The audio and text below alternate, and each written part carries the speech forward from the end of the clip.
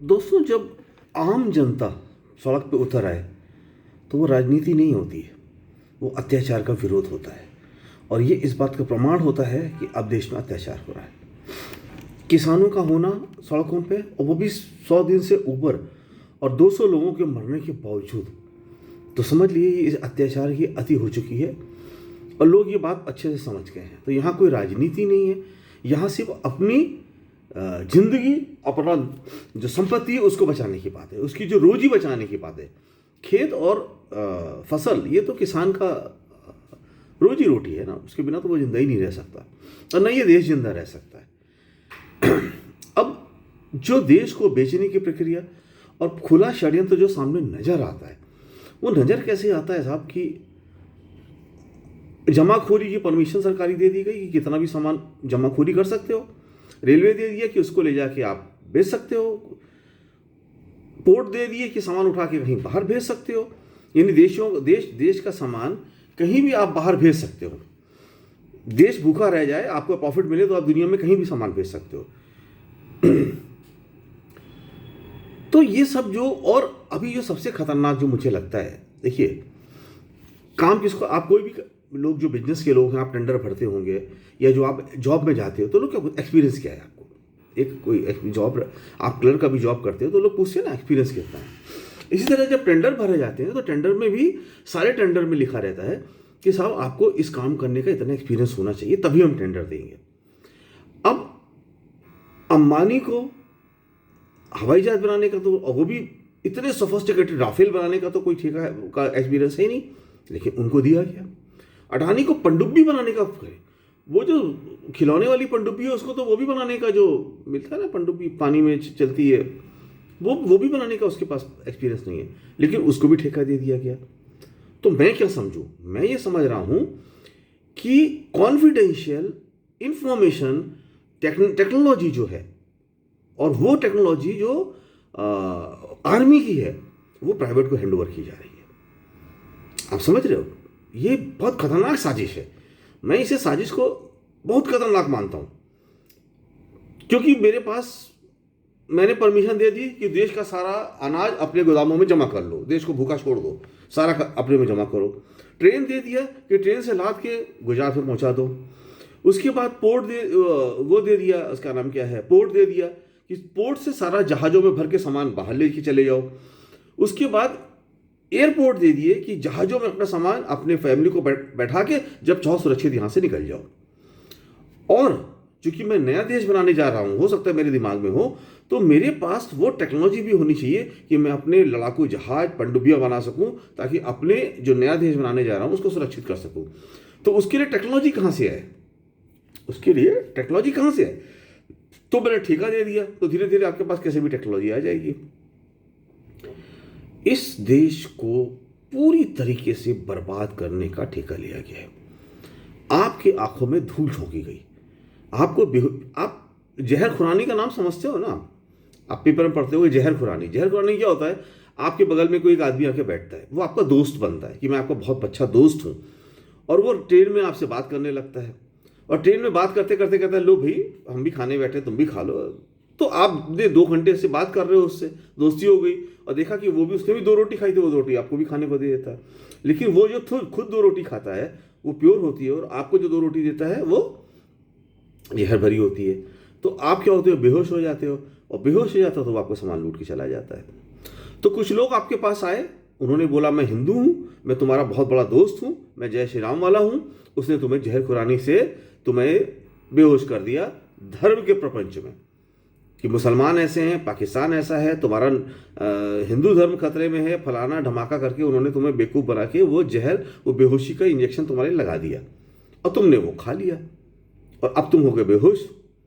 अब तुम्हें यही नहीं पता चल रहा है कि तुम्हारा देश लुट रहा है। और उसके बाद वो जहर खुरानी से भी बड़ा कि ऐसे लोग आ गए, मीडिया, जो इस समय सबसे बड़ा आतंकवादी गैंग मीडिया है, जो गलत चीज़ें दिखा रहा है, सही चीज़ों को छुपा रहा है, जो सिर्फ सरकार का एक प्रोपेगेंडा बन गया है। तो जो मीडिया हुआ करता था, जो लोकतंत्र का एक मजबूत स्तंभ होता था, जो लोकतंत्र को मजबूत रखता था, वो धाराशायी हो गया, पूरा खत्म हो गया। अब पब्लिक भरोसा करे तो किस पे करे? जो पढ़े लिखे वो समझते हैं, उन सब ने न्यूज़ चैनल देखना बंद कर दिया। वो सोशल मीडिया पे भरोसा करते हैं, कम्युनिकेशन पे भरोसा करते हैं, वो इंटरनेशनल न्यूज़ पे भरोसा करते हैं, वो CNN देखते हैं, BBC देखते हैं, वो हिंदी चैनल आज तक नहीं देखते, जो कि वो तो पूरा भ्रष्टा भ्रष्टी है, उसका कोई मतलब ही नहीं है। लेकिन जो हमारे देश में अनपढ़ लोग हैं, जो वो लोग हैं जिनको इतना ज्ञान नहीं है, वो क्या करेंगे? वो तो आज भी टीवी देखते हैं और वो जो बोलता है वही समझते हैं।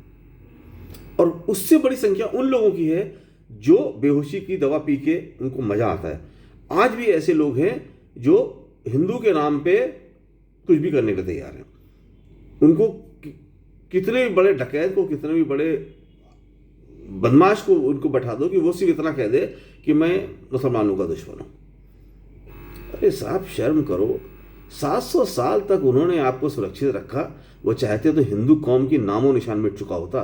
700 साल उन्होंने आपके ऊपर राज किया है और आपके पास कुछ भी नहीं था, आपके पास सिर्फ खेती थी। वो भी चाहते आपकी खेती छीन सकते थे, जैसे आज छीनी जा रही है। 7 साल में आपके पूरे देश की खेती छीनी जा रही है। मुसलमान चाहते तो क्या नहीं कर सकते थे। उनके पास तो इतनी बड़ी सेना थी कि आपका पूरा देश पराजित हो गया। छोटे छोटे सारे राजा पराजित हो गए, तो वो क्या आपकी खेती नहीं छीन सकते थे? वो भी नहीं लिखवा सकते थे कि सारा खेत मेरा? सरकार की सेना चाहे जितनी चाहे सारा अनाज ले सकती है, सबके खेत का अनाज अपने कब्जे में कर सकती है। वो नहीं कर सकते थे?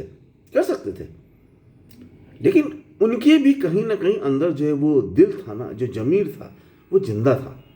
जो आज मरे हुए लोगों के, उन लोगों को तुम सामने लाए हो जिन लोगों का जमीर मरा हुआ है। उनको किसी से मतलब नहीं है, उनको सिर्फ अपने कुछ दोस्तों, अपनी कौम से मतलब है।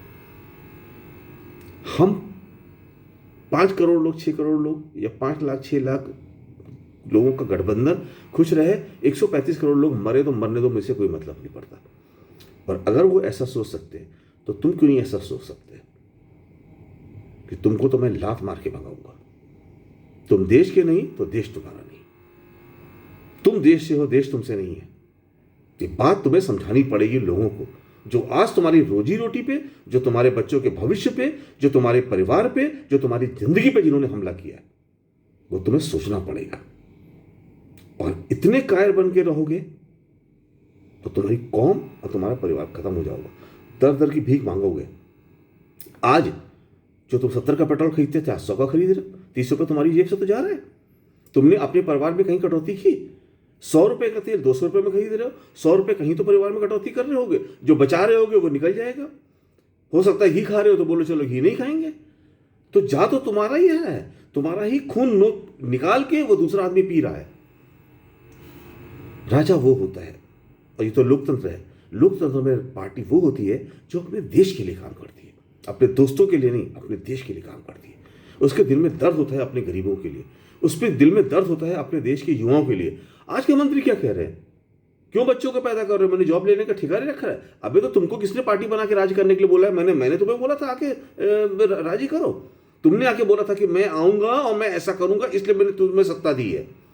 ऐसे लोगों को सबक सिखाना तुम्हारे लिए जरूरी है, क्योंकि अब भी गुंडागर्दी बदमाशी की अति हो गई है। अभी लोग खुले आम बदमाशी करने लगे। कल वो तुमसे कह देंगे बच्चे क्यों पैदा कर रहे हो, कल वो तुमसे कहेंगे रोटी क्यों खा रहे हो, कल वो तुमसे कहेंगे कि तुम खेत में जाके भैंसों की जगह खुद क्यों नहीं जुट जाते हो। वो ये भी कर सकते हैं तुम्हारे साथ, जो इतनी गंदी बात बोल रहे हैं, जो अरब के ऊपर वो लगा देते हैं उल्टा आरोप कि साहब जो है आप तेल की कीमत बढ़ा रहे हो। अरब ने जवाब दे दिया मैं तेल की कीमत नहीं बढ़ा रहा हूँ। 820% एक्साइज ड्यूटी अरब ने नहीं बढ़ाई है। अरब तो कह रहा है तुम सस्ता तेल खरीदा होगा, तुम रखे हुए हो, क्यों नहीं निकाल रहे हो उसको।